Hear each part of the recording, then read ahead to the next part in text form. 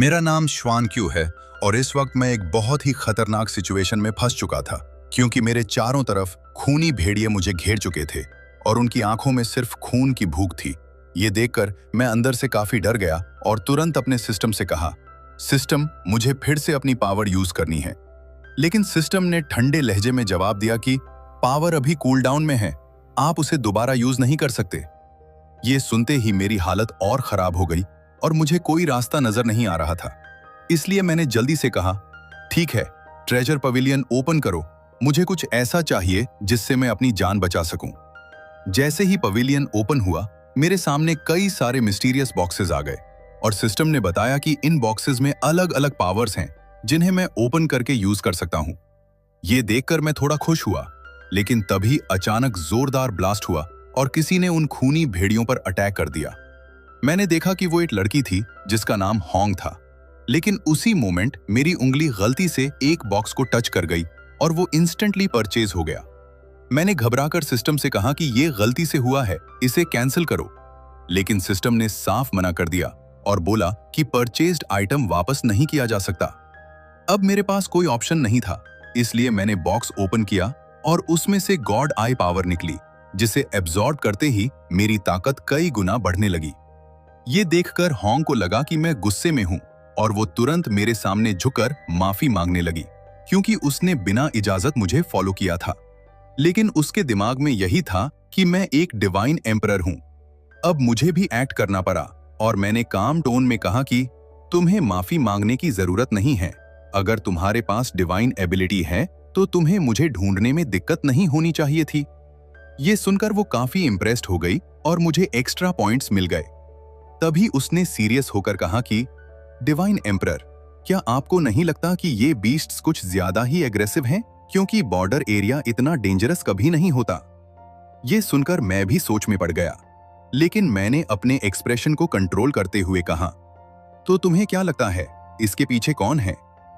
Hong ने कहा कि शायद कुछ ईविल कल्टिवेटर्स, क्योंकि हाल ही में मॉन्स्टर सिटी में फ्रीली एंटर कर रहे हैं, जो पहले कभी नहीं होता था, और उनका काम केओस फैलाना है, जबकि उनका सेक्ट लोगों को सही रास्ता दिखाता है। इतना कहकर वो मेरे सामने झुक गई और मुझसे मदद मांगने लगी, लेकिन अंदर से मैं काफी डर गया क्योंकि मेरे पास कोई रियल पावर नहीं थी। तभी अचानक आसमान को चीरती हुई एक ग्रीन एनर्जी ऊपर उठी, जिसे देखकर सारे डेविल वुल्फ्स डर के भाग गए और मुझे भी यकीन हो गया कि ये सब उन्हीं ईविल लोगों का काम है। इसलिए मैंने मजबूरी में होंग का साथ देने का फैसला कर लिया। लेकिन तभी उस ग्रीन एनर्जी के अंदर से कुछ लोग बाहर आए जो असली विलेंस थे, और उनमें से एक ओल्ड मैन ने अपने जायंट स्पाइडर से हम पर अटैक कर दिया। होंग तुरंत समझ गई कि इसके पीछे इनका ही हाथ है और उसने अपने फायर पावर्स एक्टिवेट करके मेरे चारों तरफ आग का शील्ड बना दिया, जिससे स्पाइडर के पॉइजन अटैक्स आग में जलकर खत्म होने लगे। लेकिन ओल्ड मैन और गुस्से में आ गया और उसने अपने स्टूडेंट को मुझे अटैक करने भेज दिया। अब मैं सच में डर गया था क्योंकि मेरे पास बचने का कोई तरीका नहीं था और होंग को मुझ पर पूरा भरोसा था, लेकिन मुझे खुद पर भी भरोसा नहीं था। डर के मारे मैंने अपनी आंखें बंद कर ली और जैसे ही मैंने उन्हें खोला, मेरे अंदर से गॉड आई पावर बर्स्ट होकर बाहर निकल गई, जिसकी वजह से अब उन सभी को बहुत ही अजीब महसूस होने लगा। उन्हें ऐसा लगा जैसे एक पल के लिए उनके बॉडी से उनका सोल बाहर निकल गया हो। ये एहसास इतना डरावना था कि वो लोग मुझे देखकर बुरी तरह घबरा गए और दोबारा मुझ पर अटैक करने के बजाय डर के मारे वहां से भागकर सीधे अपने मास्टर यानी उस ओल्ड मैन के पास पहुंच गए। उन्हें इस हालत में देखकर ओल्ड मैन गुस्से से आग बबूला हो गया और चिल्लाकर बोला कि उसने तो उन्हें मुझे खत्म करने का ऑर्डर दिया था, फिर वो लोग वापस क्यों आ गए? तब उसके आदमी डरते हुए बताते हैं कि जैसे ही वो मेरे पास पहुंचे, उन्हें एक अजीब सा प्रेशर फील हुआ, जैसे उनका सोल बॉडी से निकल गया हो, और इसी डर की वजह से वो दोबारा अटैक ही नहीं कर पाए। मेरे बारे में ये सब सुनकर ओल्ड मैन भी हैरान रह गया और सोचने लगा कि आखिर मेरा बैकग्राउंड क्या है। वहीं दूसरी तरफ होंग ये सब देखकर मुझसे काफी इंप्रेस हो गई थी और उसके इंप्रेस होने की वजह से मुझे सिस्टम से फिर से काफी सारे पॉइंट्स मिल गए, जिसे देखकर मैं अंदर ही अंदर खुश हो गया। लेकिन तभी ओल्ड मैन का गुस्सा और बढ़ गया और उसने तुरंत अपनी पावर का इस्तेमाल करके होंग को बाइंड कर दिया ताकि वो बीच में इंटरफियर न कर सके और फिर वो तेजी से मेरी तरफ बढ़ने लगा। उसे लग रहा था कि मैं उसके साथ कोई चालाकी कर रहा हूं। ये देखकर मैं अंदर ही अंदर डर गया, क्योंकि उस समय मेरे पास कोई खास पावर नहीं थी, जबकि ओल्ड मैन ने अपना अल्टीमेट मूव एक्टिवेट करना शुरू कर दिया था।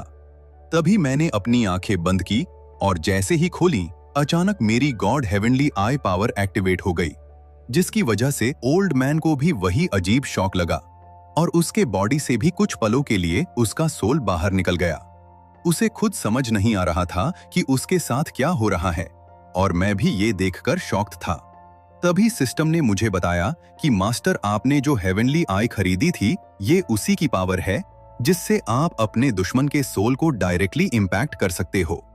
उसी समय होंग ने भी अपनी पावर का इस्तेमाल करके खुद को उस कैद से आजाद कर लिया और बिना समय गवाए अपने फ्लेम्स का इस्तेमाल करके ओल्ड मैन और उसके साथियों को आग के घेरे में कैद कर लिया, जिससे वो लोग बाहर नहीं निकल पाए। और फिर होंग ने अपनी फुल फ्लेम पावर से उन पर एक डेडली अटैक किया, जिसकी वजह से कुछ ही पलों में वो सभी वहीं खत्म हो गए। इसके बाद मैंने दोबारा डिवाइन एम्परर होने का एक्ट शुरू कर दिया, ताकि होंग को मुझ पर शक न हो। और फिर होंग ने मुझसे कहा कि मुझे उसके साथ उसकी सिटी चलना होगा, जिसके लिए मैं भी मान गया।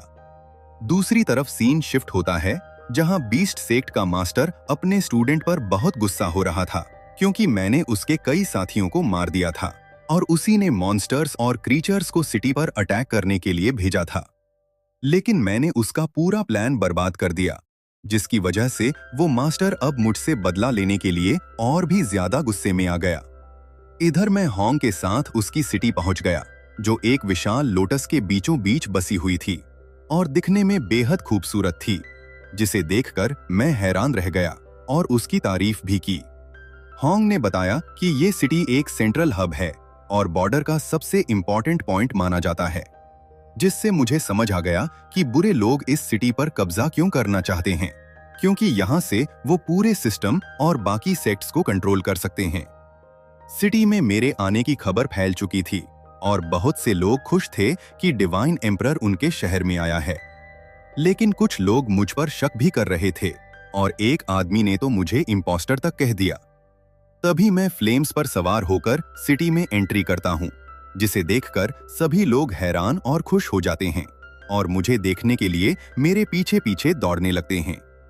कुछ ही देर में मैं एक खाली मैदान में पहुंच जाता हूं, जहां सिटी के कई लोग मुझे देखने के लिए जमा हो जाते हैं। ये देखकर मैं अपने सिस्टम से पूछता हूं कि क्या मेरे पास कोई ऐसा पावर नहीं है जिससे मैं इनके बीच और भी ज्यादा पावरफुल और स्ट्रांग लग सकूं। तब सिस्टम मुझे बताता है कि मेरे पास एक खास स्केल है, जिसे हेवन स्केल कहा जाता है, और बिना पूरी बात सुने ही मैं उसे एक्टिवेट करने का ऑर्डर दे देता हूं। अचानक सिस्टम मेरे बॉडी के अंदर एक अजीब सा कार्ड इंसर्ट कर देता है और जैसे ही मैं एक एक कदम आगे बढ़ाता हूं, मेरे अंदर से एक खतरनाक एनर्जी निकलने लगती है, जिसे देखकर सभी लोग शॉक हो जाते हैं। इसके बाद मैं अपनी डिवाइन स्पीड समन करता हूं, जो कि हेवनली बीस्ट जैसा दिखता है और बेहद आइकॉनिक और पावरफुल नजर आता है। ये देखकर वहां मौजूद सभी लोग दंग रह जाते हैं और हमेशा की तरह उनके शॉक्ड होने की वजह से मुझे फिर से काफी सारे पॉइंट्स मिल जाते हैं, जिन्हें देखकर मैं बहुत खुश हो जाता हूं, क्योंकि अब इन पॉइंट्स से मैं आगे और भी पावरफुल एबिलिटीज खरीद सकता हूं। इसके बाद मैं वहां से हॉर्न के साथ एक खूबसूरत घर की तरफ जाने लगा, जहां का नजारा बहुत ज्यादा अच्छा था। यह देखकर मैं अंदर काफी खुश हो गया, लेकिन हॉर्न कुछ अजीब लग रही थी, जैसे उसके मन में कुछ चल रहा हो। मैंने उससे पूछा कि क्या वह मुझसे कुछ कहना चाहती है। फिर उसने मुझे बताया कि आजकल पूरे कल्टिवेटर्स के बीच आतंक काफी ज्यादा बढ़ रहा है और इन सबके पीछे एक सेक्ट है जिसका नाम बीस्ट सेक्ट है। उन सभी के पास एक रेयर स्किल होता है जिसके जरिए वह किसी भी बीस्ट को अपना साथी बना सकते हैं, यहाँ तक कि वह अपने खतरनाक बीस्ट को आगे चलकर एंशिएंट मॉन्स्टर्स या पावरफुल क्रीचर्स में कन्वर्ट भी कर सकते हैं। यह बात सुनकर मैं हैरान हो गया और उससे पूछने लगा, तो क्या इसका मतलब है कि बाकी सारे क्रीचर्स जिन्होंने हम पर अटैक किया था वह सब उनका ही काम था। इस पर होंग ने भी कहा कि उसे भी उन पर शक है। मैं समझ गया कि शायद अब वह मुझसे उनसे लड़ने में मदद मांगने वाली है, जो कि मैं बिल्कुल भी नहीं करना चाहता था। लेकिन उससे पहले ही उसने कहा कि उन बुरे लोगों से पहले ही अटैक कर देना चाहिए, नहीं तो उसकी सिटी ज्यादा दिनों तक सेफ नहीं रह पाएगी। और जैसा कि मैंने सोचा था, उसने मुझसे उन बुरे लोगों को खत्म करने में मदद मांगी। ये जानने के बाद मैं काफी चौंक गया, लेकिन न चाहते हुए भी मैंने उससे कहा कि मैं 3 मेरे इतना कहते ही वह अचानक पीछे हट गई और काफी ज्यादा खुश हो गई, जिसकी वजह से मुझे उसके अंदर से कई सारे पॉइंट्स मिलने लगे। फिर वह जल्दी से अपने साथियों को एक मैसेज भेज देती है, जिसमें उसने ये लिखा था कि 3 दिन बाद मैं उनके साथ मिलकर उन बुरे लोगों पर अटैक करूंगा। लेकिन यह देखकर मैं अंदर ही अंदर काफी हैरान हो गया, क्योंकि मैंने अपनी बात पूरी की ही नहीं थी और उसने गलत फहमी पाल ली थी। इसके बाद वह फीनिक्स बनाकर वहां से चली गई ताकि मैं आराम कर सकूं। उसके जाने के बाद मैं अंदर ही अंदर काफी परेशान हो गया। मैंने सिस्टम से कहा कि मुझे कुछ ऐसा दो जिससे मैं उनसे फाइट कर सकूं। सिस्टम ने मेरी बात सुनकर कहा कि मेरे पास अब इतने पॉइंट्स हो चुके हैं कि मैं कुछ पावर्स खरीद सकता हूं। फिर उसने मेरे सामने 2 टोकन्स ला दिए। पहला टोकन मुझे एक ऐसा बैरियर देता था जिसे कोई भी नहीं तोड़ सकता था, चाहे वह कितना भी पावरफुल क्यों ना हो, लेकिन इसे मैं सिर्फ एक ही बार इस्तेमाल कर सकता था। यह जानकर मैं काफी हैरान और घबरा गया। फिर दूसरे टोकन के बारे में बताया गया। दूसरा टोकन एक डिवाइन वेपन कोड वाला टोकन था ना, चाहते हुए भी मुझे दोनों ही लेना पड़ा।